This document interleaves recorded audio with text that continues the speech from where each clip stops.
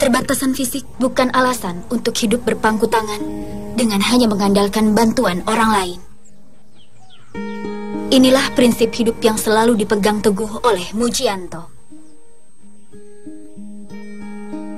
Saat usia 3 tahun, pria yang akrab disapa Sukro ini sempat mengalami kejang-kejang dan demam tinggi. Peristiwa itu lantas membuatnya kehilangan kedua penglihatannya. Meskipun punya keterbatasan fisik, Sukro selalu berupaya untuk mencukupi kebutuhan hidup dari jerih payahnya sendiri. Bagi pria 52 tahun ini, dengan tetap bekerja, ia dapat benar-benar merasakan hidup. Saben dinten nggih mijet, nek wonten sing mijet, nek mboten wonten sing pijet nggih pados niku ulam wonten ngen nglaban. Kula wekdal pijet wiwit taun 1979 ngantos sepriki. Pados nggih pripun nggih. Katane nggih terus keadaan ngeten terus.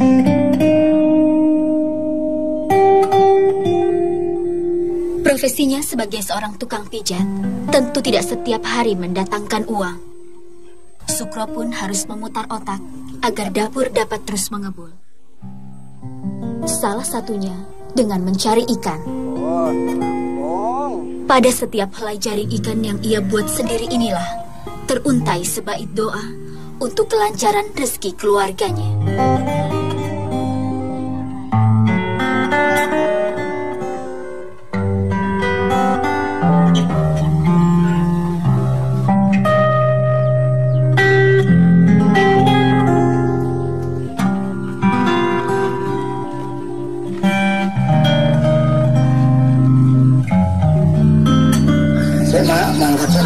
Lawo, 30 tahun sudah, Semi dengan setia menjadi pendamping hidup bagi Sukro. Walau sudah terbiasa melihat sang suami mencari ikan seorang diri, wanita berusia 47 tahun ini masih kerap dihinggapi rasa khawatir. Aku khawatirnya kalau dia nyabrang enggak hati-hati, enggak bisa itu, aku khawatirnya di situ. Sukro sebenarnya sudah hafal betul setiap jalan yang biasa ia lewati ini. Namun bukan berarti perjalanannya dapat selalu mulus. Ada-ada saja kendala yang harus ia hadapi. Parkir kok sing bener to, Pak? Pak, masih sing ngarit kok ya lunga nyandi to ya. Parkir ya sak nggon. Biasa. Wong jenenge mboten saged. Napa nggih mboten saged ningali. Nggih kadang nggih nabrak motor, nggih sok mobil, sok truk mandek barang sok ditabrak asbabe nggih. Nyuwun ngapunten.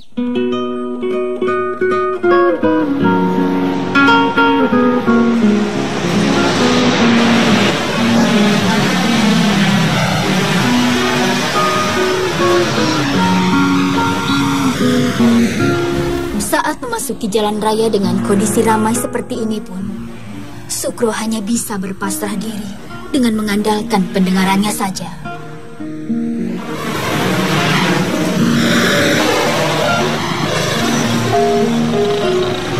Atau jika beruntung, ada warga sekitar yang mau membantunya menyeberang jalan.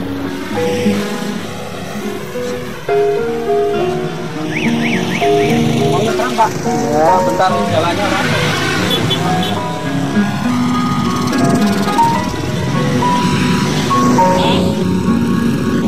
Kadang golong nggih wonten sing nulung, sak terkadang pamane mboten wonten sing nulung mungkin nggih nyabrang iya Mbak, ngentosi sepine kendaraan.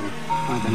Lah nggih aja nyebrangi pripun mirengke suasana napa wonten ontel napa sepeda motor nggih mandeg rati sak untawis lajeng pun krasa sepi. Krasa mboten saged mirsani nggih. Krasa ngoten nggih mawon. Krasa sepi lajeng kula nyabrang.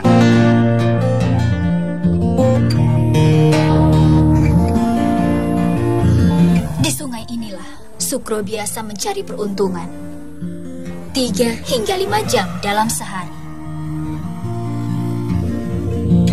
Dengan perlahan, helaian jaring ia tebar ke dalam air. Lalu dengan sabar ia menunggu hingga ada makhluk air yang terjerat jaring. Mulai dari ikan-ikan kecil sampai udang.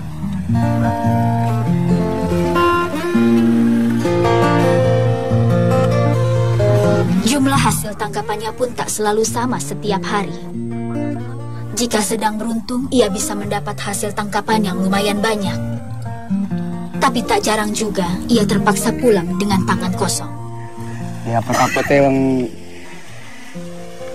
Mbak, ekonomi nek kaya ngene ya sak iso-isoe nggo usaha bebarengan ngoten niku. Yes, sana saya pijet meniku kepados suket, kare pados ulam, mungkin nek naming pikantuk sekedhik tekap tinggi lawuh piyambak, mungkin ngantos kathah niku nggih saged dipun sate teng tangga tepalih sinten sing ngresake. Ya sapayu-payune mungkin tinggi tambah-tambah tumbasan beras.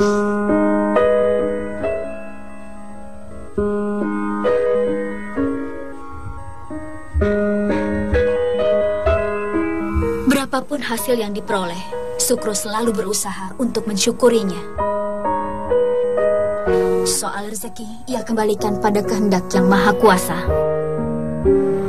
Yang penting, manusia sudah berusaha.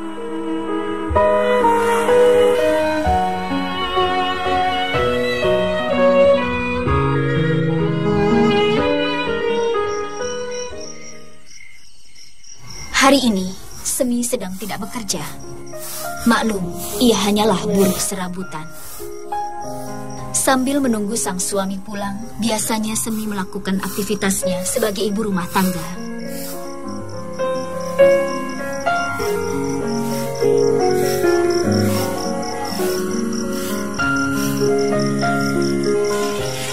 Apa semuanya tambah? Ya, alhamdulillah iso tekan omah iki. Jalane rame ne ra kira-kira. Aduh. Pemangkat apa padha budal kan.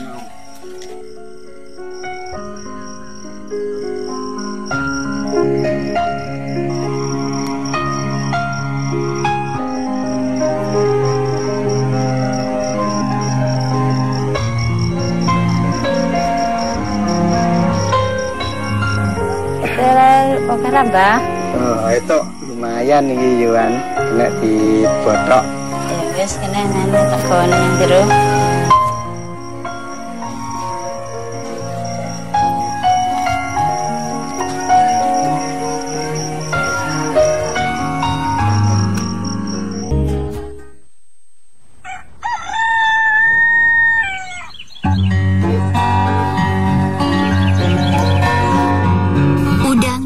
Kecil-kecil hasil tangkapan Sukro biasa diolah sang istri menjadi botok.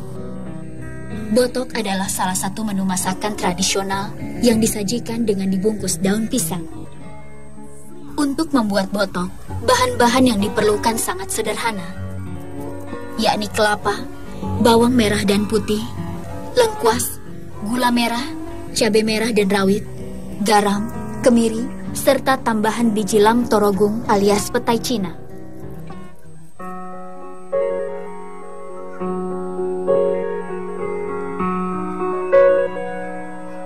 Langkah pertama yang dilakukan adalah membersihkan udang. Sungut-sungut udang ini harus dibuang agar saat dimakan tidak menyangkut di tenggorokan.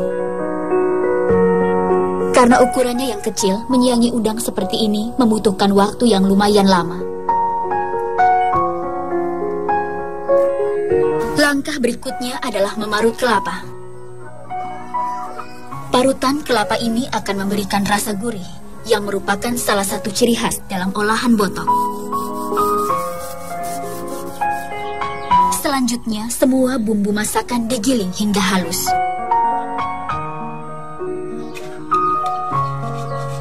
Perpaduan rempah-rempah inilah yang akan menambah rasa sedap pada olahan botok. Setelah semuanya siap, bahan dan bumbu kemudian diaduk menjadi satu hingga tercampur merata.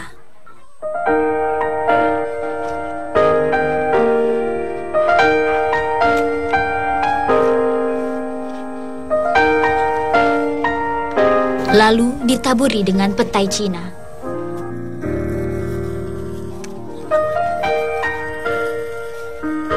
Selanjutnya, udang dan ikan yang telah bercampur bumbu ini dibungkus dengan daun pisang. Saat dimasak, daun pisang ini akan mengeluarkan aroma khas yang menambah lezat panganan yang satu ini.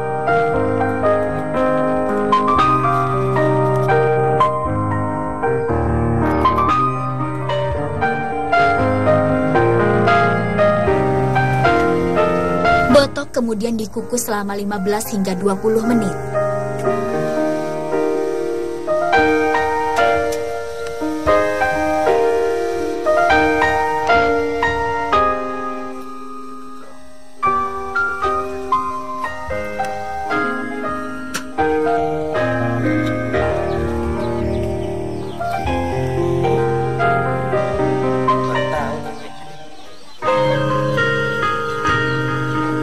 Botok yang sudah matang biasanya ditandai dengan daun pisang yang sudah berubah warna menjadi sedikit kecoklatan.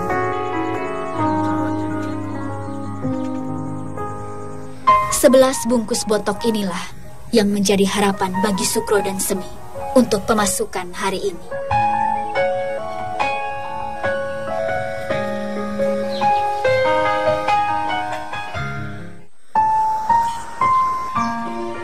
Sebelum berangkat bekerja di proyek bangunan, Semi menyempatkan diri menjajakan botok-botok buatannya ke rumah para tetangga.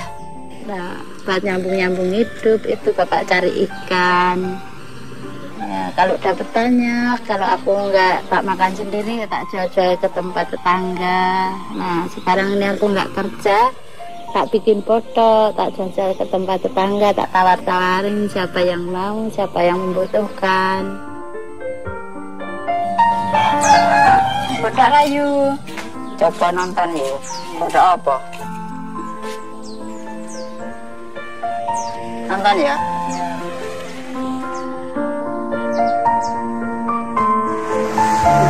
Loyu, pukul 5. Mira.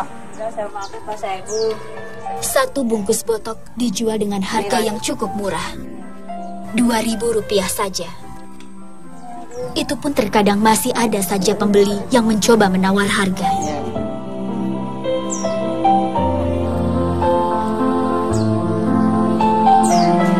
Bapak Rayu, tak apa, pada orang, vanili ise.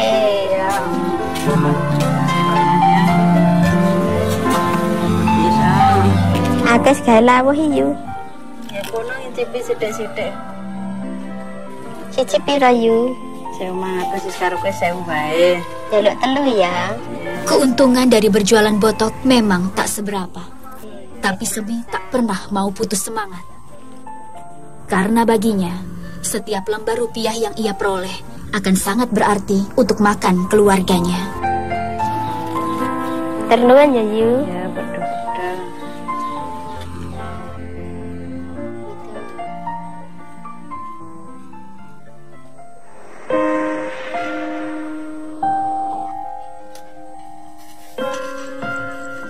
Pekerjaan berat seperti ini umumnya dilakoni oleh kaum pria.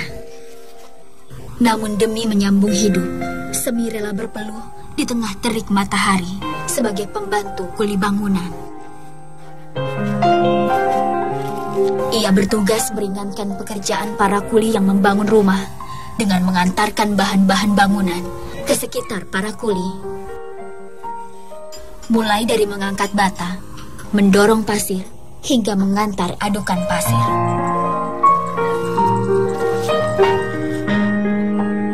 Bekerja di proyek bangunan seperti ini tentu bukan perkara yang mudah.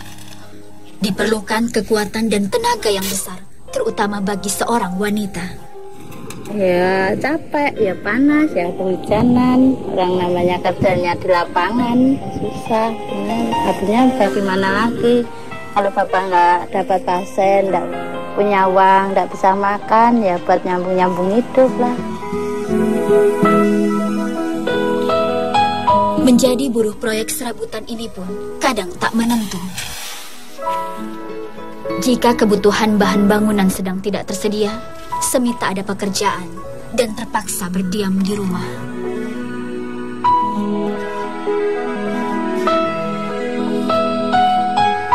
Andai saja bisa memilih, Semi tentu tak ingin melakoni pekerjaan kasar seperti ini.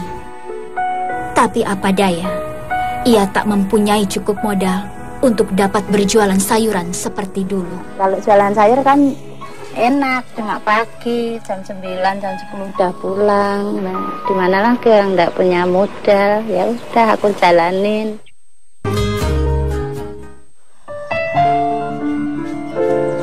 Di tengah segala keterbatasan dan kekurangannya, Sukro selalu berprinsip miskin materi tak jadi masalah. Yang penting kaya hati. Hal ini juga yang membuat dirinya sanggup untuk ikhlas menerima segala cobaan hidup dan terus berusaha. Dari mengumpulkan uang sedikit demi sedikit dan mengikuti arisan di sebuah yayasan tunanetra, Sukro mampu membeli kambing untuk dipelihara. Setiap harinya, Sukro sendirilah yang turun tangan mencari rumput untuk makanan kambing-kambingnya ini.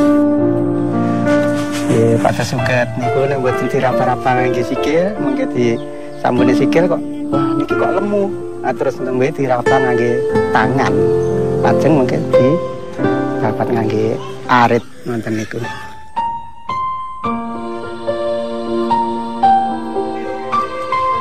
Walau hanya 3 ekor kambing, setidaknya kambing-kambing ini bisa menjadi sedikit tabungan baginya dan sang istri bila ada kebutuhan mendadak yang mengharuskan mereka mengeluarkan biaya cukup besar.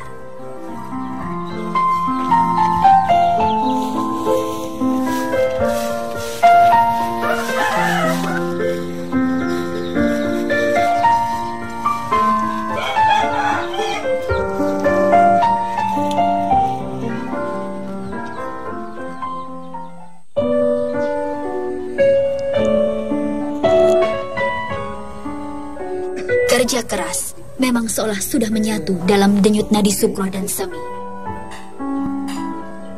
Meski sudah lelah bekerja seharian, waktu luang yang tersisa pun masih tetap dimanfaatkan pasangan suami istri ini untuk membantu pekerjaan anak bungsu mereka, Ismi. Karena bagi mereka, bisa membantu pekerjaan sang anak memberikan kebahagiaan tersendiri.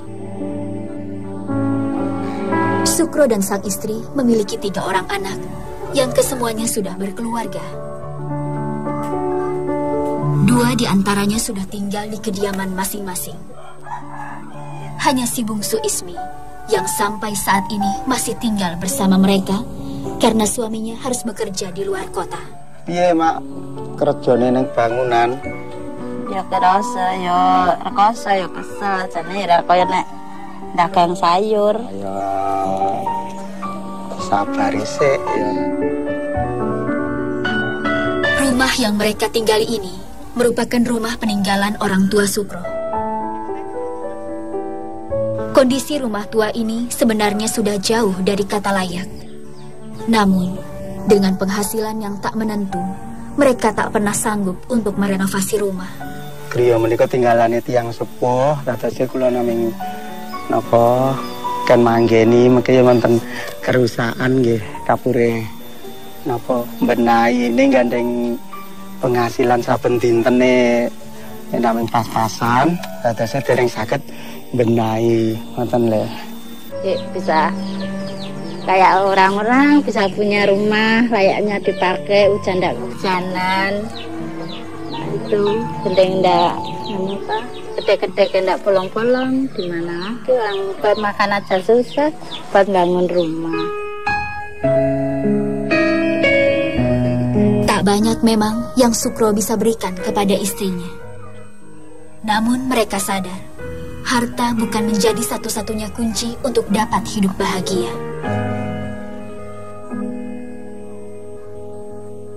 Sukro dan Semi selalu mencoba untuk hidup tabah dan belajar berbahagia dengan apa yang mereka miliki kini. Karena mengeluh justru hanya akan membuat hidup terasa semakin berat. Ya alhamdulillah bersyukur ngoten niku. Wah sithik-sithik ra apa-apa, Mbah utawi Pak, sithik-sithik ya dilumpukke. Ngoten niku. Penting saged mesem guyu.